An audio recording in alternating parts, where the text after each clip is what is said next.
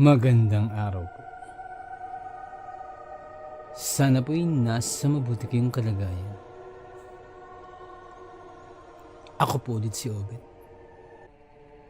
At eto na po. Ang pagpapatuloy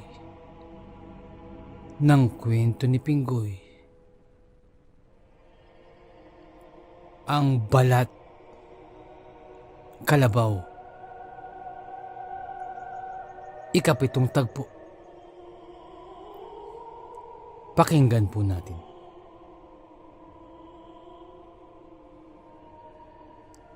At ilang sandali lamang ay mula sa mga nagtataasang talahib ay sumulpot si Bornok, ang malaking batang mahilig mang-away kay Pinggoy. Ngunit sa pagkakataong ito ay may kasama pa itong iba pang bata. Mga 5 bata silang lahat na bumulaga mula sa talahiban. Ikaw! Balat kalabaw! Ikaw ang dahilan kung bakit naggagasgas yung makinis kong mukha. Galit na sambit ni Bornok. Matapang ka lang kasi may kasama kang pinsan. Pasigaw pa na sambit ni Bornok. Tama. Ikaw nga. Nasaan yung pinsan mo? Palabasin mo na. At nang magkaalaman na kung sino talaga yung matapang. Sambit pa ng ibang mga bata. Biglang nahintakutan si Pinggoy sa kanyang nakita. 5 bata na mas malalaki sa kanya ang humarang sa kanyang pag-uwi. At bukod pa riyan, ay alam niyang hindi rin muna makakarating si Abel. Kagaya ng nabanggit nito. Hindi kagaya nung nakaraan. At nangunguna sa pagharang kay Pinggoy ay si Bornok.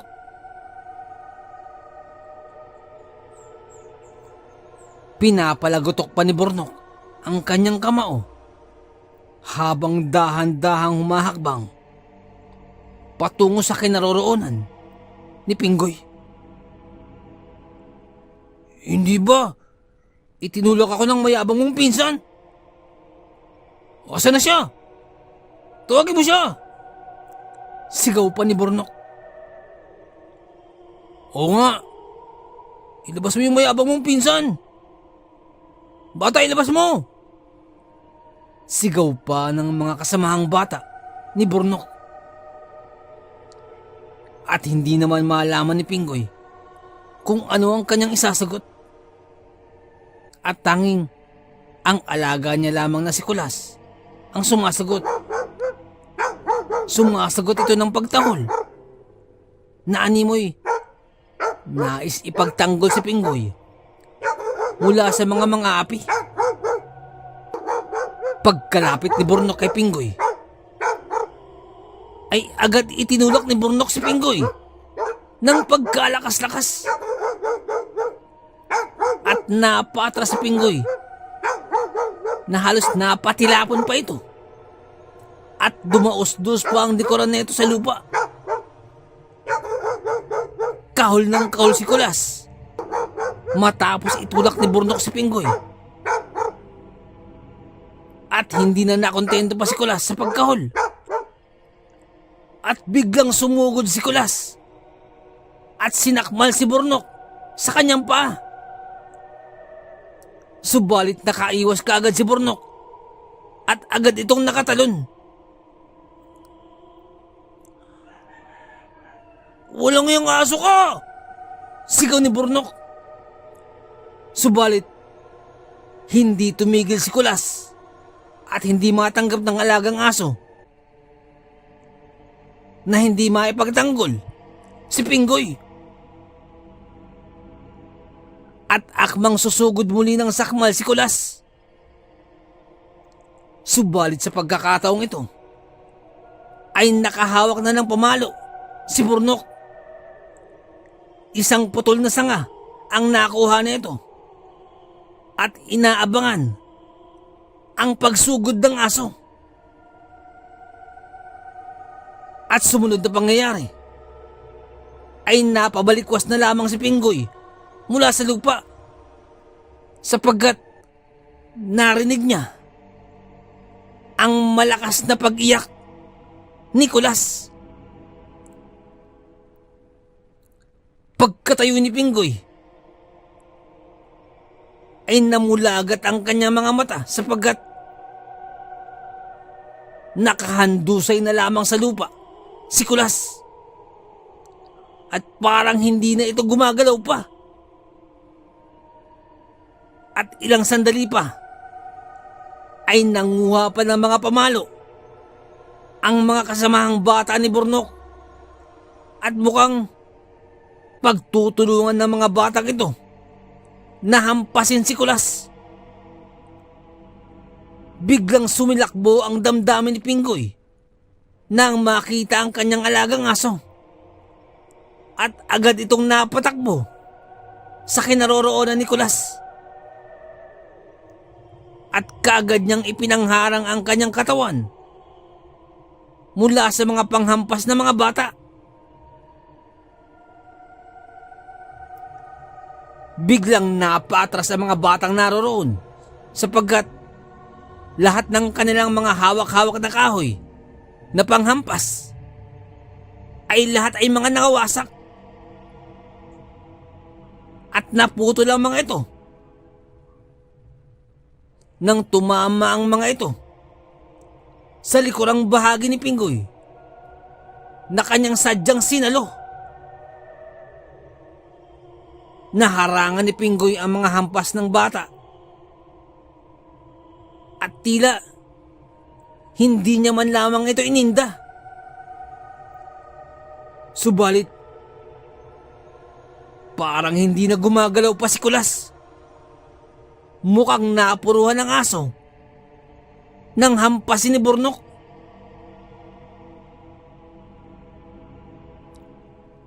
Sumunod na pangyayari ay tila hindi na napigilan pa ni Pinggoy ang kanyang damdamin at biglang nandilim na ang paningin ni Pinggoy at parang nawala na ito sa kanyang ulirat.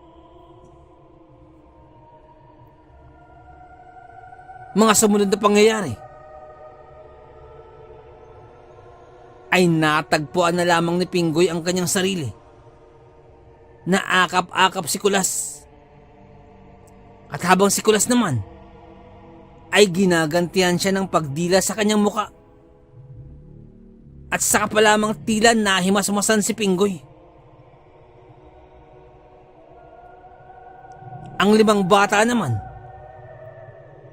ay nagkalat at nakabulagta lahat sa lupa. Ang iba ay umiiyak at tinatawag ang kani-kanilang mga magulang. At nang tingnan ni Pinggoy ang kanyang paligid upang makita kung anong nangyari, ay biglang napatayo si Burnok mula sa pagkakahandusay sa lupa. At tila hawak-hawak ang kanyang kamay na parang nabalian. At sabay takbo nito palayo na para bang takot na takot nang makitang lumingon sa kanyang gawi si Pinggoy. Biglang napakunot naman ang noo si Pinggoy sa labis na pagtataka sa kakaibang ikinilos ni Burnok. Dahil kanina lamang sa kanyang pagkakaalala ay napakasiga ng asta netong si Burnok. At hindi lamang iyon, at nagsipagsunuran din ng iba pang mga bata na pawang mga nakahandusay kanina sa lupa Nagsipagtayuan ang mga ito. Umiiyak at nagsipagtakbuhan. Anong nangyari sa mga yun? Tanong na lamang ni Pingoy sa sarili. Subalit, hindi niya na iyon masyado inintindi pa. At agad niyang inasikaso ang aso na si Kulas. Na tila inapuruhan talaga sa kanyang paa. At hindi na ito makatayo pa ng maayos. Labis-labis ang pagkaawa ni Pingoy kay Kulas. Halos hindi na nito maitukod ang kanyang paa. At mukhang nabali ito. At naririnig pa niya ang paimpit na ungol ng aso, dala ng sakit. Bukod pa riyan, ay tila nagtamo pa ng sugat ang kanyang alagang aso. Maraming salamat sa iyo, Kulas, ha? Maraming salamat sa iyo. Patawarin mo ako dahil sa iyo. Ibinuwis mo ang iyong sarili para maipagtanggol ako sa mga batang yun. Sambit na lamang ni Pingoy sa alagang si Kulas. Si Pingoy naman ay naghanap ng mga halamang gamot. At pagkakita ay nginuya ito upang ipangtapal sa sugat na tinamo ni Kulas. Inasikaso muna ni Pingoy ang kanyang alagang aso. At dahil dun, ay inabot sila ng dapit hapon. Pero mabuti na rin yan sapagkat kanina, ang akala ni Pingoy ay hindi na gumagalaw si Kulas. At ang buong akala niya ay pinatay na ng mga bata ang alagang aso. Kaagad na kinarga ni Pingoy ang aso at isinampa sa likuran ni Apog. At saka nagpa siya ng umuwi. At maliban sa pinsalang tinamo sa paa ni Kulas at ang ilang sugat nito, ay mukhang maayos naman na si Kulas. At patunay doon ang walang patumanggang pagkawag ng buntot nito. Habang binabagtas nila ang pauwi sa kanilang bahay. Habang papalapit si Pingoy sa kanilang bahay, ay biglang nabahala si Pingoy sapagkat agad pumukaw sa kanyang atensyon ang maraming tao na nasa labas ng kanilang bahay. Anong nangyayari? Bakit ang daming tao sa harapan ng bahay? Sambit na labang ni Pingoy sa kanyang sarili. Biglang naalala ni Pingoy ang kanyang lolo at lola. At biglang binalot ng takot ang kanyang pagkatao tungkol sa kanyang lolo at lola. Ano ba talaga nangyari? Sana naman ay walang nangyaring masama kina lolo at lola. Panalangin pa ni Pingoy sa sarili.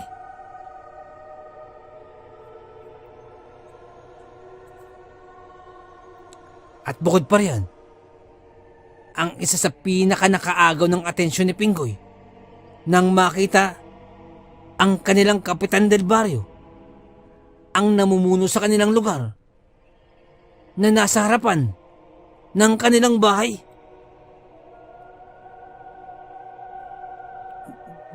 Bakit nariyan si Kapitan Gismundo? Tanong na lamang ni Pingoy sa kanyang sarili.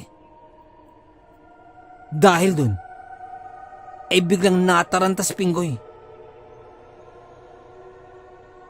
Nang ilang sandali pa, ay biglang may tumawag sa kanya. Pingoy! Pingoy! Halika, halika. Nang sundan ni Pinggoy kung saan nagmumula ang pagtawag na yun, ay nakita niya mula sa mga halamanan at nakakuble sa likod ng puno ng mangga ay si Mang Teban, ang kapitbahay nila. Si Mang Teban ang pinakamalapit na kapitbahay mula sa bahay ng kanilang lolo. Mang Teban, bakit po? Tanong na lamang ni Pinggoy. Pinggoy, hinahanap ka nila kapitan at ng iba pang mga kawani ng ating barangay. Biglang sambit ni Mang Teban. Ako po, hinahanap. Bakit po? Tugon na lamang ni Pinggoy. May nangyari po ba kina lolo at lola? Dagdag pa ni Pinggoy. Ayun na nga, Pinggoy. Wala namang nangyari sa lolo at lola mo. Pero alalang-alala sila sa iyo. Tugon pa ni Mang Teban. Bakit po? Ano po bang nangyayari? Tanong pa ni Pinggoy. May mga nagrereklamo kasi sa iyo. Tugon ni Mang Teban. Ano po? Ako po. May nagrereklamo po sa akin. Tugon pa ni Pinggoy. Oo, Pinggoy. At binalian mo raw ng braso ang anak ni Mang Pio at maging ang anak ni Mang Solomon, pati yung anak ni Mang Kiti. At meron pa riyang 2 magulang na nagrereklamo din sa'yo na binalian mo rin daw ng braso ang kani-kanilang mga anak. Yan ang dahilan kung bakit maraming tao ang naririyan sa inyo ngayon. Mga nagrereklamo sila na sinaktan mo daw ang kani-kanilang mga anak. Salaysay pa ni Mang Teban.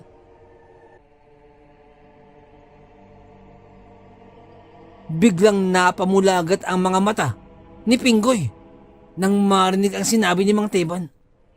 Ha? Paano ko ginawa yun? Biglang tanong na lamang ni Pinggoy sa kanyang sarili. Pinggoy, totoo bang ginawa mo yun, iho? Kung titingnan lamang ang iyong pangangatawan, ay ang liit mo pa.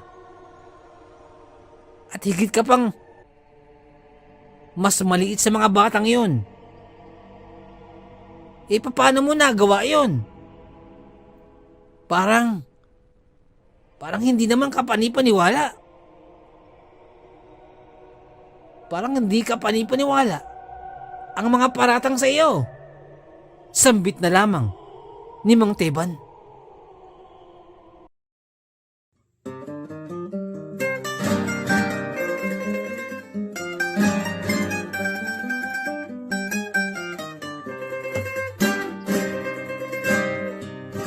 Nais ko lamang pong magpasalamat sa lahat po ng sumusuporta sa ating channel. Sa lahat po ng ating mga subscribers, mga listeners, at mga silent listeners po natin. Maraming salamat po. Ganun din po sa ating mga OFW listeners mula po sa iba't ibang bahagi po ng mundo. Maraming salamat. Ganun din po sa mga silent listeners po natin at sa mga listeners po natin mula po sa iba't ibang kapuluan po ng Pilipinas. Maraming salamat po. Sa mga nagpapadala po ng kwento, sobrang salamat po. Sobrang laki pasasalamat po. Nais ko lamang pong i-shout out si Boss Lito Estoque. Boss, shout out po. Nais ko rin pong batiin ng maligayang kaarawan po si Ma'am Buday Kasiple dyan po sa may Barangay Banban, Picino, Kalinog, Iloilo. happy birthday po. More birthdays to come, more blessings and good health. At ang shoutout pong ito ay mula po kay Boss Val Dayo. Boss, shoutout po. Maraming salamat po. Nais ko lamang pong i-shoutout ang Herbias family. Ang shoutout pong ito ay mula po kay Boss Migs Mateo Herbias. Boss, shoutout po. Maraming salamat po sa pakikinig. Shoutout din po kay Boss Bongbong Layug of Sinabakan, Candelaria, Zambales. Ang shoutout po ito ay mula po kay Ma'am Ligaya. Shoutout po sa inyo. Maraming salamat po sa pakikinig. Nais ko lamang pong i-shoutout si Boss Ruel Verano. Boss, shoutout po. Maraming salamat po sa pakikinig. Nais ko rin pong i-shoutout si Boss Val Dayo at sa mga taga Kalinog, Iloilo. Shoutout po sa inyo. Nais ko lamang pong i-shoutout si Ma'am Helen Casamayor. Ma'am, maraming salamat po. Isa po sa masugid natin tagapakinig po mula pa po nung nasa Saudi pa po siya. Maraming salamat po, Ma'am Helen Casamayor. Isa po sa ating mga silent listeners. Sobrang salamat po. Sana po, ingat po kayo dyan palagi. Maraming salamat po. Nais ko lamang pong i-shoutout si Boss Marlon ng Di Masalang. Boss, shoutout po. Maraming salamat po sa pakikinig. At nais ko rin pong i-shoutout si Ma'am Dalisay Concepcion. Maraming salamat po sa pakikinig. Shoutout po sa inyo, ma'am. Shoutout din po kay Sir Myong. Boss, maraming salamat sa pagbisita sa ating channel. Maraming salamat. Kay Sir Myong Herminio Viterbo, shoutout po sa iyo. Ingat po palagi. And also, belated happy birthday po kay Ma'am Ani Apruebo. Belated happy birthday po. More birthdays to come, more blessings and good health. Shoutout po sa inyo. Maraming salamat po. Nais ko lamang pong i-shoutout si Ma'am Mary Asilar dyan po sa may UK. Shoutout din po kay Ma'am Ani Apruebo, kay Ma'am Ani Viloria, at kay Boss Baby Langka. Shoutout po. Maraming salamat po. Shoutout din po kay Ma'am Janet Verga dyan po sa may Qatar. Shoutout po. Kay Ma'am Liza Arcega. Shoutout po. Shoutout din po sa Manhattan Hamburger dyan po sa may Bukandala 3, Imus Cavite. Shoutout po sa inyo. Ganun din po kay Boss Fernando Marcos. Shoutout po. Shoutout din po kay Ma'am Christy Harm dyan po sa may Hamburg, Germany. Shoutout po. Ganun din po kay Tata Estong Nestor Bauyon dyan po sa may London, England. Shoutout po. Kay Boss Jing Fensalida, isa po sa ating mga silent listeners. Maraming salamat po. At kay Boss Bobby Gonzales at sa Gonzales family. Shoutout po. Maraming salamat po, boss. Ganun din po kay Boss Camelo Aroy. Shoutout po. Kay Boss Malvin Esquera. Boss, shoutout po. Kay Boss Miguel Doris Kibel. Shoutout po. Kay Ma'am Imelda Pascua. Kay Ma'am Elizabeth Arnaiz. Shoutout po. Kay Ma'am Rosie De Mesa. Shoutout po. Kay Boss Haz dyan po sa may Saudi. Shoutout po. Salamat din po kay Boss BK. Salamat sa milk tea. Shoutout sa iyo. At salamat sa suporta. Shoutout po. Salamat din po kay Ma'am Eileen Rodriguez. Shoutout po, ma'ams. Sa mga suggestion, maraming salamat po. At sa mga hindi ko po nabanggit, pasensya po muna. Pero sa next time po, i-shoutout po natin yan. Maraming salamat po.